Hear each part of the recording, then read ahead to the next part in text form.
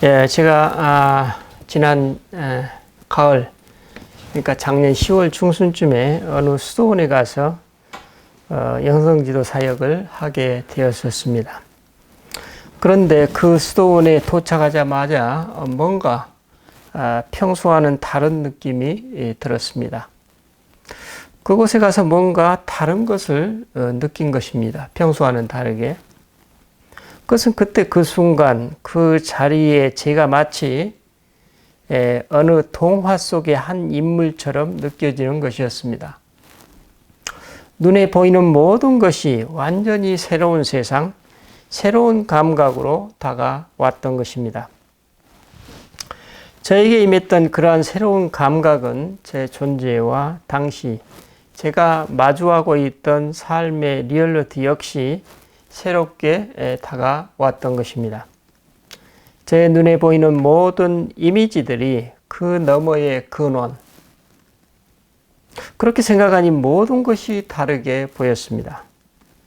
눈에 보이는 이미지가 뭔가 의미 있고 사소한 것들이 예사롭지 않고 또 일상이 보다 심오화되어 경험되는 순간순간의 맛을 경험하는 것 같았습니다. 보이는 모든 이미지 하나하나가 그 모든 것을 만든 존재와 그 존재의 메시지가 드러나는 것으로 다가왔던 것입니다. 아주 생생하게 다가왔던 것입니다. 모든 것이 이렇게 경험되니 그 너머 모든 이미지들의 근원인 존재, 그 존재에 대한 열린 마음, 그 존재의 다양한 면모와 기질이 있는 그대로 받아들여지고 경험되는 것 같았습니다. 그리고 눈에 보이고 감각되는 그 모든 것이 그것을 존재케 한 그 궁극의 존재를 드러내는 것 같았습니다. 그래서 세상 모든 것을 창조하신 그분의 존재에 대한 질문이 전혀 필요하지 않았던 것입니다. 어거스틴과 토마스 머튼의 고백처럼 이 모든 것을 만드신 하나님이 안 계신다고 주장하는 것보다 내가 존재하지 않는다고 주장하는 것이 더 쉽다는 고백이 저의 고백처럼 다가왔던 것입니다. 오늘 본문에 등장하는 세례 요한 역시 그 세례 요한 당시 많은 유대 신학자들에게 해묵은 질문이 있었다고 합니다. 한 분이신 하나님이 어떻게 세상과 다르면서 동시에 그 세상에 속해서 일하실 수 있는가? 하나님이 어떻게 저 멀리 떨어져 계신 거룩한 분이시면서 동시에 우리에게 친밀하게 임하실 수 있는가? 본 복음서의 저자인 요한은 바로 이 질문에 대한 해답을 본문 14절에서 다음과 같이 증언하고 있습니다. 말씀이 육신이 되어 우리 가운데 거하심에 우리가 그의 영광을 보니 아버지의 독생자의 영광이요 은혜와 진리가 충만하더라. 방금 말씀드렸던 유대 신학자들의 질문에 대한 요한의 이 증언에 따르면 하나님의 아들 그리스도가 이 땅에 우리와 같은 한 사람으로 오셨는데 그분은 세상 사람들과 달랐다는 것입니다. 또 그분은 우리와 다르게 거룩한 분이셨지만 우리에게 친밀하게 다가오셨다는 것입니다. 그런데 요한에 따르면 이런 그리스도를 가장 먼저 알아본 사람이 바로 세례 요한이었다고 증언하고 있습니다. 보면 5절로 7절입니다. 빛이 어둠에 비치되 어둠이 깨닫지 못하더라. 하나님께로부터 보내심을 받은 사람이 있으니 그의 이름은 요한이라. 그가 증언하러 왔으니 곧 빛에 대하여 증언하고 모든 사람이 자기로 말미암아 믿게 하려 함이라. 그러면 이 세례 요한은 어떻게 이처럼 이 땅에 임한 살아있는 말씀, 진리이신 그리스도를 알아보게 되었을까요?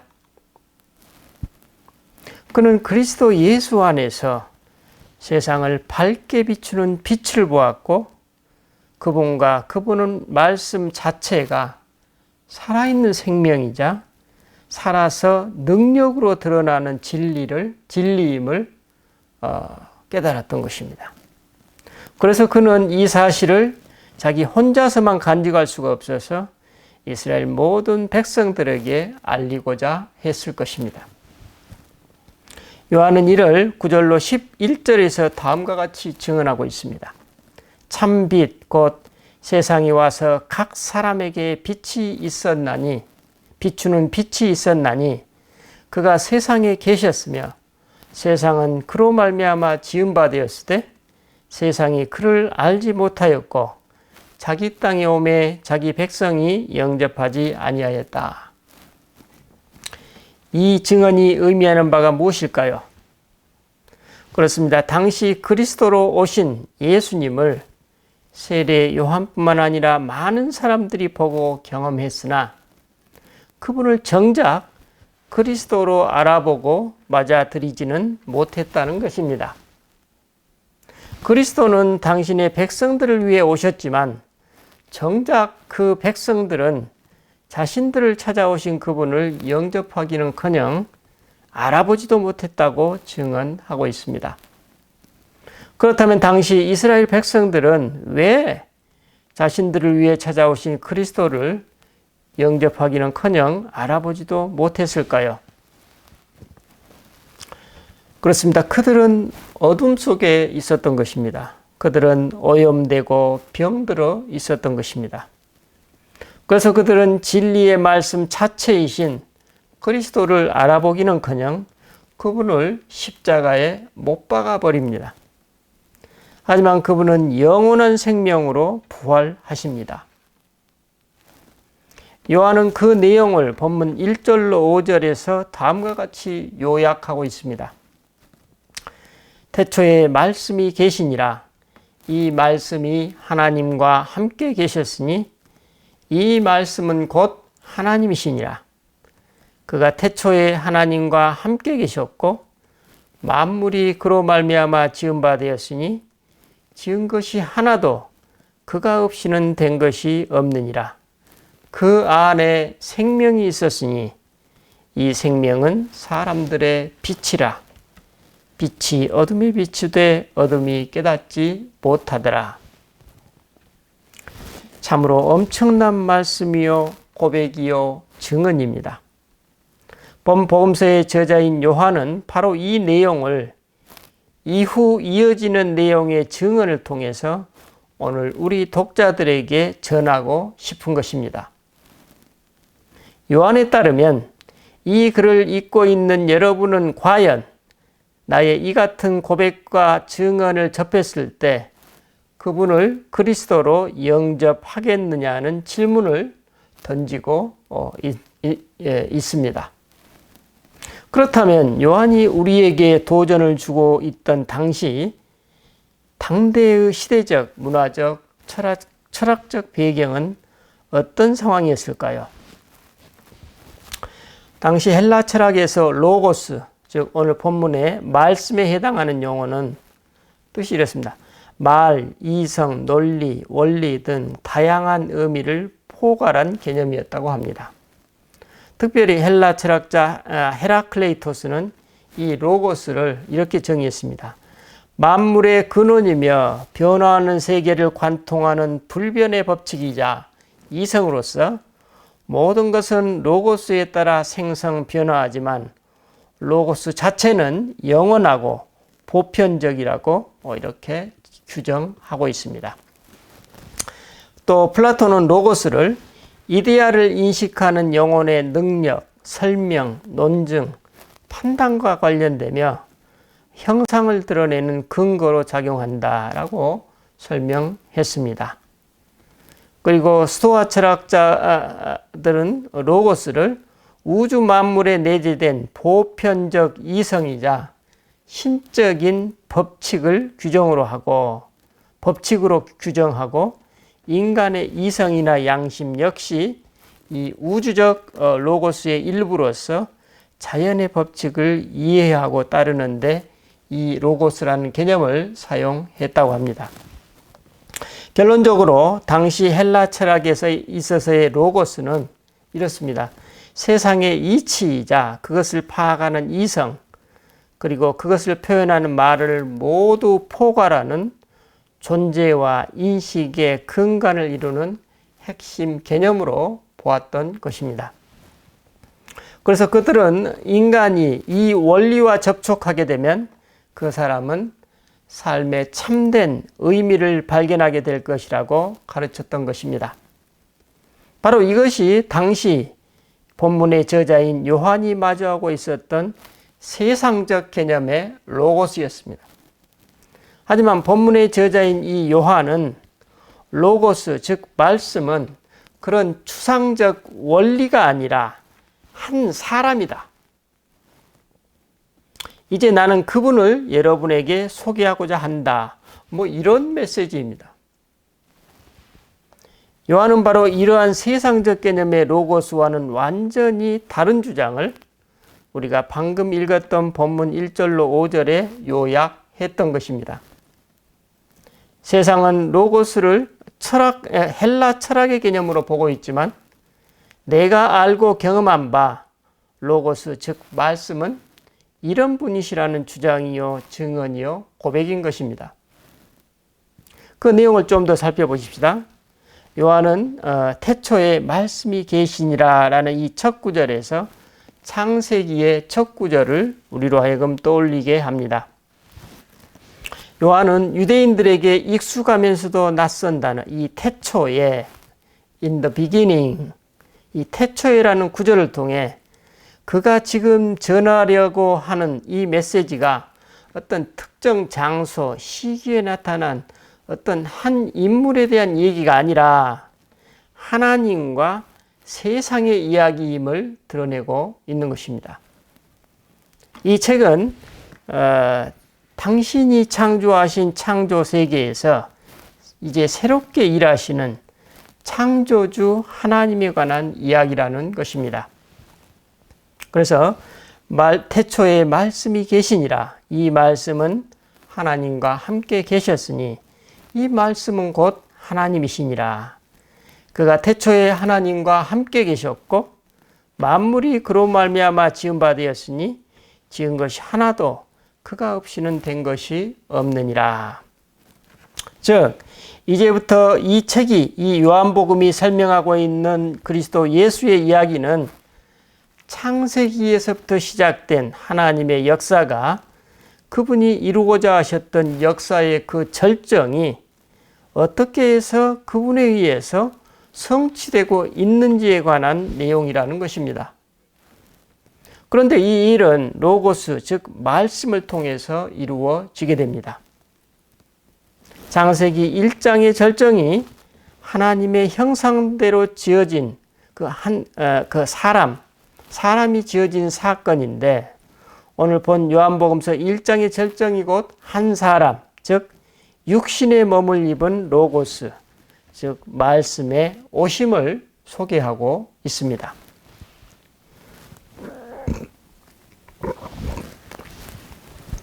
그런데 그 말씀은 다른 사람들의 말과는 달리 그 말씀에 생명력이 있었다는 증언입니다. 육신으로 오신 그 말씀 앞에 우리가 서면 내 자신이 드러나고 그에 대비되는 참된 인간의 모습이 그분에게서 드러나 그것이 사람들에게 빛이었다고 증언하고 있습니다. 육신을 입은 그 말씀이 영원한 진리로 드러났던 것입니다. 본문은 이를 그 안에 생명이 있었으니 이 생명은 사람들의 빛이라. 빛이 어둠에 비추되 어둠이 깨닫지 못하더라 라고 묘사하고 있습니다. 이러한 요한의 고백, 그리스도의 입에서 나온 말씀이 오감으로 느끼는 어떤 존재, 즉 생명이요 빛이요 말씀 그 자체였고 그 말씀이 자신에게 임했다는 증언입니다. 요한은 이 표현을 통해서 예수님이 진정 어떤 분이신지 전달하고 있습니다. 하나님이 인간이 되셨고 그 인간이 하나님이 되셨다는 것입니다. 즉 그리스도가 인간으로 오셨고 그 인간이 생명으로서의 그리스도이셨다는 증언이요 고백입니다. 요한은 이미 하나님께서 말씀으로 천지를 지으셨다는 사실, 사람과 만물은 시들어 죽거나 없어지더라도 하나님의 말씀은 영원히 살아있다는 사실, 하나님의 말씀은 그분의 입에서 나와 온 세상에 생명과 치유, 소망을 불어 넣어준다는 사실을 알려주고 있습니다. 바로 이것이 요한이 만나고 경험한 말씀이라고 증언하고 있습니다. 그런데 이 말씀을 가장 먼저 알아본 사람이 요한이었다고 증언하고 있습니다. 그 사람이 바로 6절로 7절에서 이렇게 표현되고 있습니다. 하나님께로부터 보내심을 받은 사람이 있으니 그의 이름은 요한이라. 세례 요한을 말하고 있죠. 그가 증언하러 왔으니 곧 빛에 대하여 증언하고 모든 사람이 자기로 말미암아 믿게 하려 함이라. 그렇다면 세례 요한은 어떻게 이 땅에 오신 그리스도를 알아볼 수 있게 되었을까요? 그렇습니다. 그는 세상 사람들과는 달리 어둠 속이 아니라 빛에 머물고 있었던 것입니다. 그는 메뚜기와 석청을 먹는 광야의 삶에서 세속에 병들지 않고 오염되지 않았던 것입니다. 그러면 그가 살았던 광야의 삶이란 어떤 리얼리티를 의미할까요? 설교 서두에 제가 어느 수도원에 생전에 처음 갔을 때 느낌을 말씀드렸습니다. 제가 왜 그런 경험을 하게 되었을까요? 제게 평소에 익숙한 삶의 환경을 벗어났던 것입니다. 제가 늘 머무르는 성냥과 같은 아파트, 경내의 그 조그만 산책길, 그리고 한 달에 한 번 정도 가는 은송수도원이, 또 가끔씩 가는 정기적으로 가는 병원을 오가는 길, 수년간 반복되는 제 삶의 다람쥐 쳇바퀴 같은 그런 환경이었습니다. 이렇게 수년간 지속되었던 너무나 익숙한 환경이 저로 하여금 미세하게 드러나는 새로운 것과 주변의 미세한 변화에 둔감하게 만들었던 것입니다. 그런데 그날 저는 평소와는 상당히 다른 환경을 마주하게 되었던 것입니다. 그러니 그날 제가 마주하는 모든 것이 새롭게 느껴졌고 그 새롭게 다가왔던 리얼리티가 새로운 감각으로 일깨어 났던 것입니다. 그리고 그 감각으로 그 한 주간의 영성 수련을 경험하는 은혜를 누렸습니다. 그런데 사막과 광야의 삶을 살았던 세례 요한의 삶은 어떠했을까요? 그렇습니다. 그는 매일 하루 중 새벽, 정오, 아침, 정오, 저녁, 한밤중의 기온의 변화를 피부로 시시각각 체감했을 것입니다. 시시각각 변하는 날씨의 변화, 즉 폭염의 때와 추위, 비가 오는 우기와 끝이 없는 가뭄 등 계절의 순환에 민감했을 것입니다. 그리고 그러한 날씨와 기온의 변화에 따른 주변 환경의 변화, 갖가지 독충들과 들짐승들, 그에 따른 위험한 상황 등 척박하고 황량한 불모지에서 겪어야만 했던 그의 삶의 환경은 그로 하여금 늘 시시각각 하루하루 계절 변화의 리얼리티에 민감할 수밖에 없도록 만들었을 것입니다. 그의 오감과 영감은 바로 그만큼 촉이 예사롭지 않았을 것입니다. 그래서 그는 보통 사람들이 볼 수 없었던 하늘의 눈으로 그 한 사람에 주목할 수 있었던 것입니다. 그를 진짜 분별하여 볼 수 있는 감각과 눈을 갖게 된 것입니다. 그는 눈이 부실 정도의 빛으로 오신 그분을 세상 사람들처럼 어둠이 아니라 빛으로 바라본 것입니다. 그는 참 생명으로 오신 그분 안에 살아있음이 무엇인지, 그리고 그 안에 감돌고 있는 생명력을 분별하여 볼 수 있었던 것입니다. 세례 요한과 마찬가지로 요한은 자신의 눈에 들어온 그 한 사람을 다음과 같이 묘사하고 있습니다. 14절입니다. 말씀이 육신이 되어 우리 가운데 거하심에 우리가 그의 영광을 보니 아버지의 독생자의 영광이요 은혜와 진리가 충만하더라. 요한의 눈에도 역시 자신에게 임한 예수님은 육신이 된 살아있는 말씀이었고, 그분의 영광은 그분이 하나님의 아들이라는 사실이었는데, 그 이유는 육화된 그 말씀에 은혜와 진리가 충만했다는 것입니다. 그는 이제까지와는 다른 새로운 한 인간을 만나고 경험한 것입니다. 요한의 메시지는 한마디로 여러분이 만약 진정 하나님이 누구이신지 알고 싶다면 그분은 육화된 진리의 말씀이셨고, 그 살아있는 진리의 말씀이 우리와 친밀했던 우리 중에 한 사람이셨는데, 그분이 바로 나사렛 예수이셨다는 고백이요 증언입니다. 그러니 이제부터 설명하는 나사렛 예수를 잘 여러분은 살펴보라는 것입니다. 자기가 그걸 기술하겠다는 것입니다. 지금부터. 여러분, 우리가 육신의 몸을 입고 살아가는 이미지너리한 이 세상과 그 이미지너리한 세상 너머의 존재, 우리는 그분을 창조주 하나님이라고 부르죠. 그 이미지너리한 세상 너머의 존재의 관계처럼 우리가 지금 배우고 수련하고 있는 유념적 기도, 렉시오 디비나나 보험가상이죠. 유념적 기도와 무념적 기도, 그 센터링 기도를 얘기하죠. 무념적 기도 역시 마찬가지로 유비적 연관성을 갖는다고 볼 수 있을 것입니다. 즉, 한편의 동화 속에서 살아가는 동화 속의 한 인물과 그 동화를 처음부터 기획하고 만든 존재, 우리는 그것을 동화의 저자, 오토라고 그러죠. 저자의 관계와 유사하다고 볼 수 있을 것입니다. 그런데 우리에게 익숙한 그 동화와 다른 점이 있습니다. 그 다른 점은 동화 속의 인물로 살아가는 우리에게 그 동화를 만든 분이 그분을 찾고 그리워하도록 우리 안에 심어놓은 영적 감각, 즉 예지력을 주셨다는 점입니다.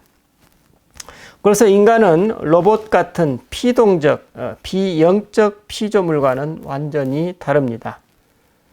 우리는 하나님의 피조물이지만 그분과 함께 소통하며 심지어는 창조주와 함께 새로운 창조사역에 주체적으로 참여할 수도 있는 생명체, 즉 영적 존재라는 것입니다. 그래서 우리는 일정 기간 이후 이 유념적 기도와 무념적 기도 모두에 익숙해지게 되면 이 두 가지 기도가 별개의 것이 아니라 서로 긴밀하게 연결되어 있음을 알게 됩니다.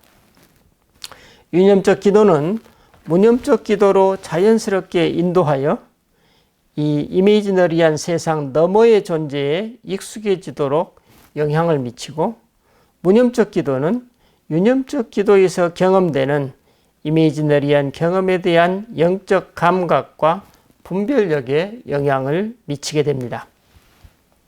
그리고 이 두 가지 기도가 우리 안에 자연스럽게 자리 잡게 되면 이제 우리는 기도 앙과 박, 즉 일상의 삶과 기도가 서로 분리된 것이 아니라 서로 하나임을 경험하게 됩니다. 동시에 또 한편으로는 삶이 기도이고 기도가 삶임을 자연스럽게 경험하게 됩니다. 이 이미지너리한 세상에서 그 너머 존재인 창조주 하나님과 함께 살아가는 것입니다. 복음서에서 예수님은 이러한 삶을 가리켜 생명현상 혹은 생명의 삶이라고 말씀하셨고 그것이 세상 사람들에게 빛이었다고 요한이 고백 증언하고 있습니다. 그 말씀은 창조 전에 어둠에 맞섰고 이제는 세상에 드리워진 어두움에 지금 맞서고 계신다는 것입니다. 그리고 그 말씀이 이제 새로운 세상을 낳고 계신다는 요한의 메시지입니다. 하지만 어둠의 세상은 아직도 그분을 모르는 듯이 살아가고 있습니다. 그리스도가 당신의 백성들에게 오셨는데 정작 그 백성들은 그분을 알아보지 못하고 어둠의 세상과 똑같이 행동하고 있다는 것입니다. 그들은 빛보다 어둠을 더 좋아한 것입니다. 그래서 이미 주어진 은혜 위에 새로운 은혜가 필요하다는 것입니다. 은혜 위에 은혜라는 표현이 있었죠. 오늘 본문에. 오늘 우리에게도 새로운 은혜가 필요한 상황이 아닌지 모르겠습니다. 이 복음서의 저자 요한이 소개한 니고데모처럼 새롭게 태어나 새 사람을 입으라는 요한의 메시지입니다. 오늘 본문에 소개되고 있는 세례 요한, 본문을 기록하고 있는 사도 요한, 그리고 그가 소개하고 있는 니고데모, 그리고 예수님을 따랐던 제자들, 바로 이런 사람들이 이미지너리한 이 세상에서 그 모든 것을 창조하신 그 너머의 존재, 그리스도 예수를 분별하고 알아보았다는 것입니다. 그 그리스도 예수가 그들에게 빛과 생명으로 드러났다고 증언하고 있습니다. 드러났다, 영어로 manifest라고 얘기하죠. manifest 되었다, 이런 말입니다. 사실 우리가 살아가는 신앙의 삶이 뭡니까? 핵심이 바로 거기에 있습니다. 우리의 일상에서 드러나는 하나님을 알아보고 그 하나님의 메시지를 분별하는 그것이 뭡니까? 하나님은 계속 오늘도 우리에게 다양한 방법과 수단과 때에 우리에게 메시지를 끊임없이 드러내고 당신 자신의 의사를 나타내십니다. 단지 우리가 어둠 속에 있기 때문에 우리가 그 어둠을 벗어나지 못할 때 우리는 그 메시지를 분별할 수가 없습니다. 바로 그 내용이 본문 12절로 13절 내용입니다. 영접하는 자, 곧 그 이름을 믿는 자들에게는 하나님의 자녀가 되는 권세를 주셨으니 이는 혈통으로나 육정으로나 사람의 뜻으로 나지 아니하고 오직 하나님께로부터 난 자들이니라. 비록 어두움 속에 살아가고 있으나 그 어둠 속에서 빛을 보는 사람들, 그래서 그 빛을 향해 나아가는 사람들, 이 사람들이 바로 하나님께로부터 나은 자들이라고 사도 요한이 우리에게 가르쳐주고 있습니다. 여러분, 오늘 나도 한 증인으로서의 삶, 이 부르심에 직접 응답하고 있는지 질문함으로써 새 한 해를 새 사람을 입고 새로운 존재로서 하나님과 우리와의 관계를 재정립하는 복이 저와 여러분 간에 함께 있기를 기원합니다. 기도하십시다. 주님, 우리는 참으로 어지럽고 혼란스러운 어둠 속에 이 땅의 삶을 오늘 살아가고 있습니다. 그러나 역설적이게도 그 이 땅에서 우리들이 목격하는 그 무질서와 혼돈과 혼란, 탐욕이 지배하는 그 삶의 리얼리티가 바로 하나님의 메시지를 드러낸다고 말씀하십니다. 그건 바로 하나님의 사람들만이 볼 수 있는 하나님의 메시지임을 오늘 세례 요한과 이 사도 요한과 또 요한복음에 나오는 제자들 니고데모를 통해서 우리에게 가르쳐주고 있습니다. 주님, 우리가 그 부르심에 눈뜨고 알아차려서 기꺼이 그 길로 합류할 수 있도록 새로운 한 해를 합류하는 새로운 한 해가 될 수 있도록 우리를 복 주시옵소서. 감사드리고 우리 주 예수 그리스도 이름으로 기도드립니다. 아멘.